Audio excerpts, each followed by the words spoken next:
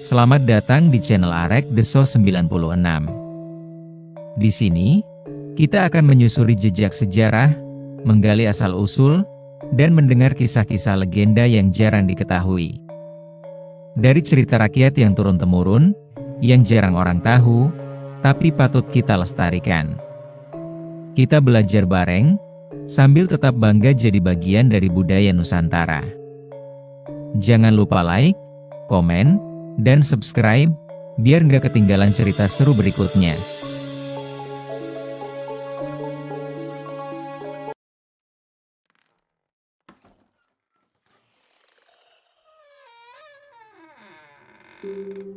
Di tepi sungai berantas yang mengalir, terdapat istana megah kerajaan Singasari yang dipimpin oleh Raja Kartanegara.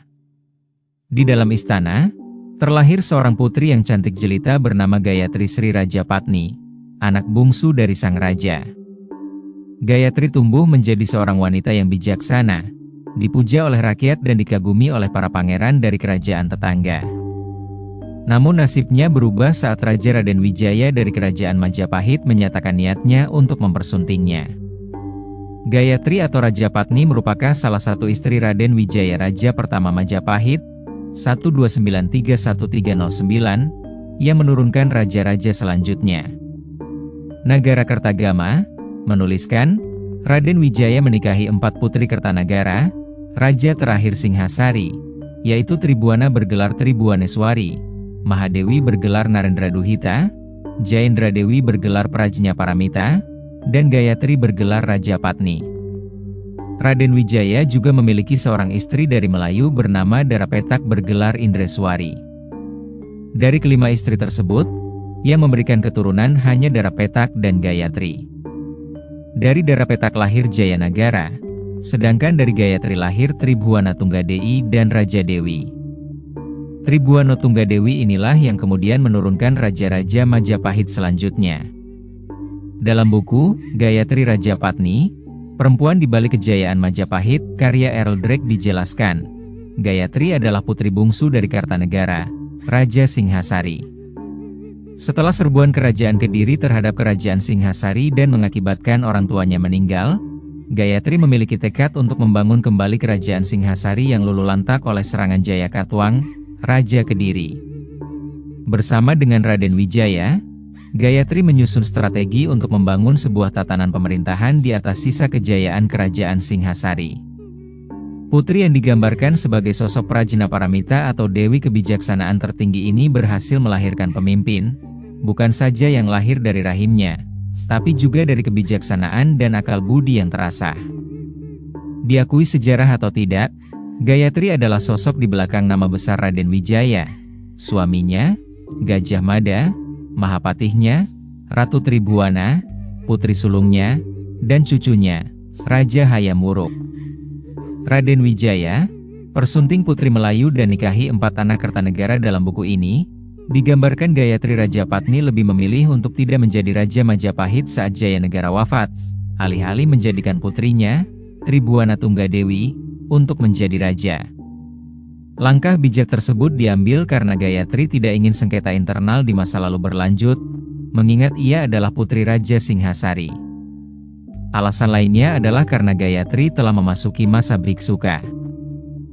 Gayatri dengan kearifannya lebih memilih menjadi ibu suri, dan memastikan kerajaan Majapahit dijalankan oleh orang-orang yang tepat. Seperti bagaimana ia menjadikan seorang Gajah Mada yang seorang rakyat biasa menjadi Mahapatih. Ia tidak hanya menuruti kehendak egonya semata untuk menjadi pemimpin, tetapi ia memikirkan masa depan kerajaan Majapahit. Peranan Gayatri dalam perjuangan, Kitab Pararaton menyebutkan, Raden Wijaya hanya menikahi 2 orang putri Kertanagara saja. Pemberitaan tersebut terjadi sebelum Majapahit berdiri. Diperkirakan, mula-mula Raden Wijaya hanya menikahi Tribhuwaneswari dan Gayatri saja. Baru setelah Majapahit berdiri, ia menikahi Mahadewi dan Jayendradewi pula. Dalam Kidung Harsawijaya, Tribhuwana dan Gayatri masing-masing disebut dengan nama Puspawati dan Pusparasmi. Pada saat Singasari runtuh akibat serangan Jayakatwang tahun 1292, Raden Wijaya hanya sempat menyelamatkan Tribhuwana saja, sedangkan Gayatri ditawan musuh di Kadiri. Setelah Raden Wijaya pura-pura menyerah pada Jayakatwang, baru ia bisa bertemu Gayatri kembali. Para raton menyebutkan, Raden Wijaya bersekutu dengan bangsa Tatar, Mongol, untuk dapat mengalahkan Jayakatwang. Konon Raja Tatar bersedia membantu Majapahit karena Arya Wiraraja menawarkan Tribuana dan Gayatri sebagai hadiah. Kisah tersebut hanyalah imajinasi pengarang para raton saja, karena tujuan utama pengiriman pasukan Mongol yang dipimpin Ikemese ke Tanah Jawa adalah untuk menaklukkan Kertanagara. Setelah Jayakatwang kalah, Raden Wijaya dan Arya Wiraraja ganti menghadapi pasukan Tatar. Dikisahkan dalam para raton bahwa kedua putri siap untuk diserahkan dengan syarat tentara Tatar harus menyembunyikan senjata masing-masing, karena kedua putri tersebut ngeri melihat senjata dan darah. Maka, ketika pasukan Tatar, tanpa senjata, datang menjemput kedua putri, pasukan Raden Wijaya segera membantai mereka.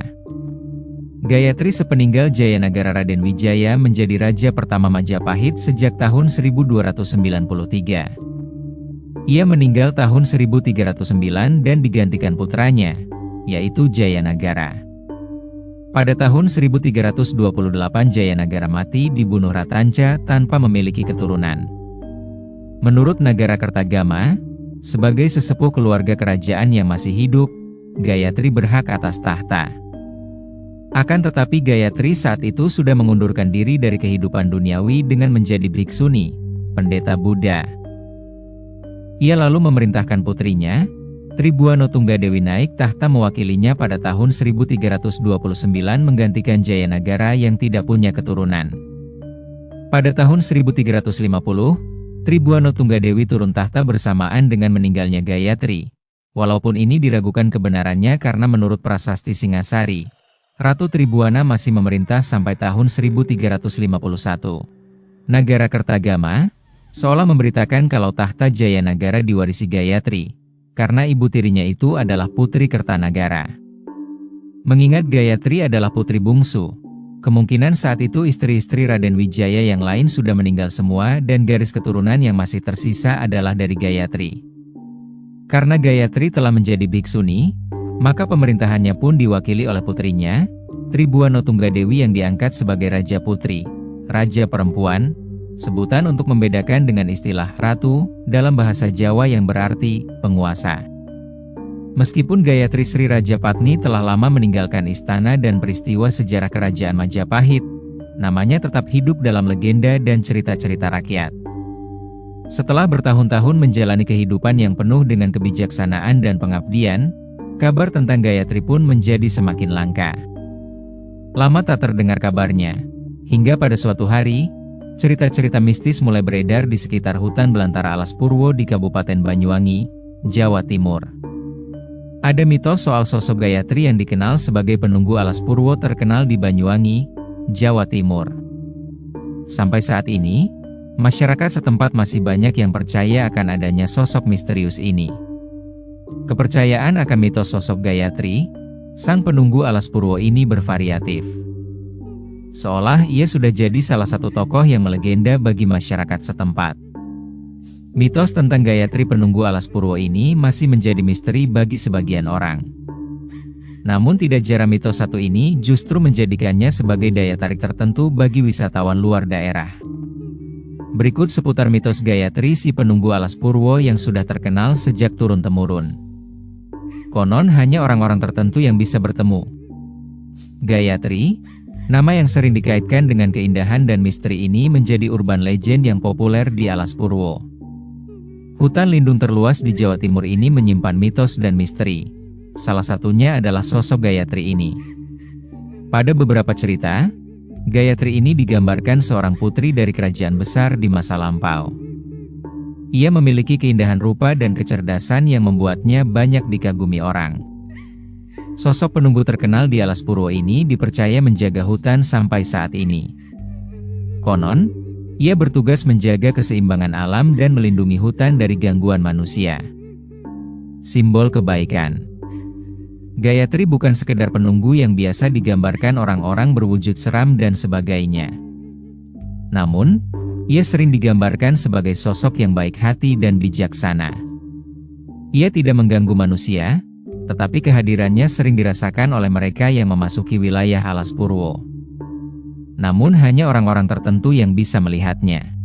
Mitos Gayatri penunggu Alas Purwo ini terus berkembang dari masa ke masa, dari mulut ke mulut.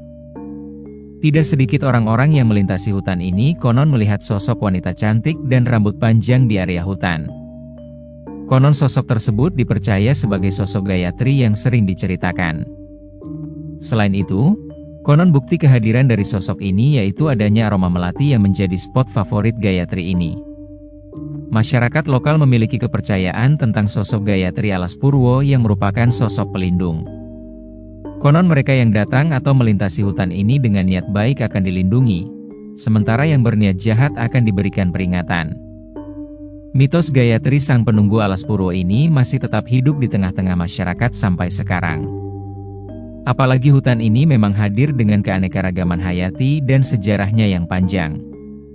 Itulah yang membuatnya menjadi tempat yang subur bagi tumbuhnya flora fauna, termasuk mitos dan legenda.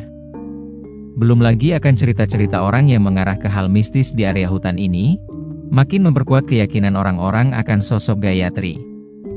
Cerita mistis tentang Gayatri di Alas Purwo ini seolah jadi warisan budaya turun-temurun dari generasi ke generasi. Terlepas benar tidaknya, sosok ini masih terus dipercaya keberadaannya dan jadi bagian dari budaya masyarakat sekitar.